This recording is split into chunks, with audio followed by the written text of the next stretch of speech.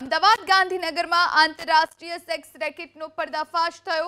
Posh વિસ્તારની 35 hotel અને સ્પામાં dummy ગ્રાહક મોકલી સીઆઈડીએ દરોડા પાડ્યા છે, જેમાં અમદાવાદમાં પ્રહલાદનગર, હેબતપુર, સોલા, બોડકદેવ, સેટેલાઇટ, થલતેજ, આશ્રમ રોડ અને આંબાવાડીની હોટેલ અને સ્પામાં તપાસ કરવામાં આવી, તો ગાંધીનગરમાં ઝુંડાલ અને સરગાસણની હોટેલમાં ચેકિંગ હાથ ધરવામાં આવ્યું।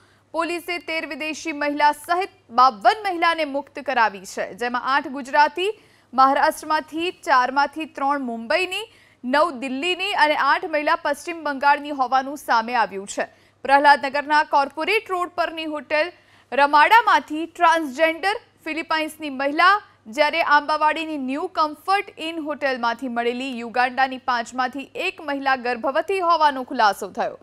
આ સેક્સ રેકેટમાં 42 આરોપીની અટકાયત કરવામાં આવી, 22 ફરિયાદ દાખલ થઈ છે, જેમાં હોટેલ સ્પામાંથી 17 ગ્રાહક અને 4 એજન્ટ પણ રંગે હાથ ઝડપાયા, જેમાં વિદેશી એજન્ટ પણ પકડાયા હોવાનો સૂત્રોએ દાવો કર્યો છે।